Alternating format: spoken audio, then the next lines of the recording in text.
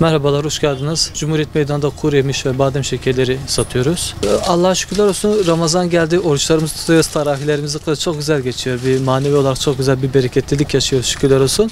Tabii bunun arkasında da tabii ki bayramımız geldiği zaman da şekerleri tezgahlara dolduruyoruz. Badem şekerlerimizi hazırlıyoruz, yöresel şekerlerimizi ve Ramazan'dan sonra da turizm sezonu açılacak Allah'ın izniyle.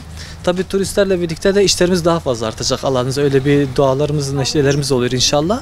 Şu an şekerlerimizi tezgahlarımıza bıraktık. Badem şekerlerimizi hazırladık ve turistleri bekliyoruz artık. Mardin'e gelsinler. Bizim Mardin badem şekerlerinin yöresel ürünlerimizi gelsinler. Hem görsünler memleketi hem de şekerlerimizin de tadına baksınlar. Kahvelerimizin olsun falan. Bizim badem şekerimiz çok meşhurdur.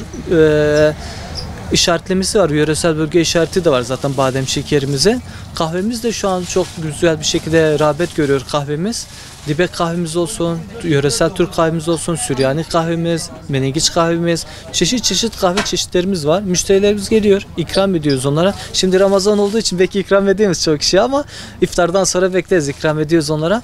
Turistlerin hepsine zaten ikram ediyoruz. İkram ettiğimiz zaman tadına bakıyorlar ve beğeniyorlar. Gerçekten de kahvemiz olsun, badem şekerimiz olsun ve gerçekten de artı sipariş de geliyor. Yani turistler buradan gittikten sonra da abi arıyorlar, gönderebilir misiniz falan, kargo yoluyla tüm Türkiye'ye yapıyoruz. Badem şekeri, kahve gönderebiliyoruz onlara. Ramazan bereketi şükürler olsun iyidir. İnsanlar birazcık maddi olarak dışarıya bakıyorlar da ekseriyetle daha lüks ürün yerine orta kalite, yani orta şekerlerden alıyorlar. Mesela daha elit markalar falan vesaire çikolatalar arıyordular önceden. Şimdi ise daha orta segment daha fazla gidiyor.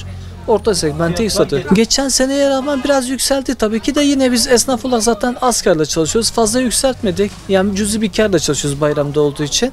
Ve şu an yavaş yavaş güzel gidiyor yani. İnsanlarımız alışıyor. Ama 4 kilo alan adam 3 kilo alıyor yani. Olay o yani. Mardin'e gelin, Mardin'i görün. Gerçekten de gezmeye ve görmeye değiyor. Herkesi bekliyoruz.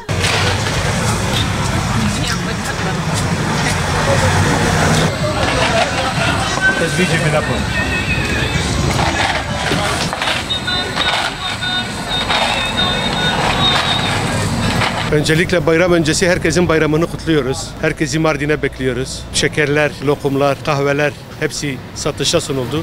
Herkesi Mardin'e bekliyoruz. Badem şekeri bizim geleneksel şekerimizdir. Tamamen Mardin köylerinden toplanıp burada şekerle beraber harmanlanıp insanlara sunuluyor. Herkese tavsiye ediyoruz.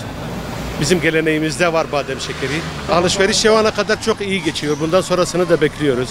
Bütün herkesi Mardin'e bekliyoruz. Ramazan bereketiyle geldi. Çok bereketli bir yıl. Bütün Müslüman alemini Ramazan'ı hayırlı olsun. Herkesi Mardin'e bekliyoruz. Geçen seneyle bu sene arasında, geçen sene biraz daha hareketliydi.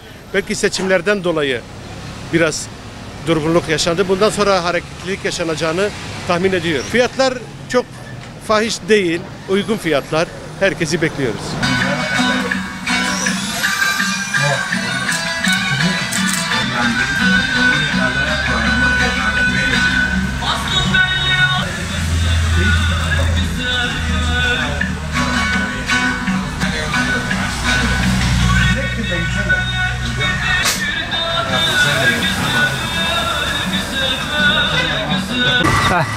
Tamam. Daha sezon yeni başladı.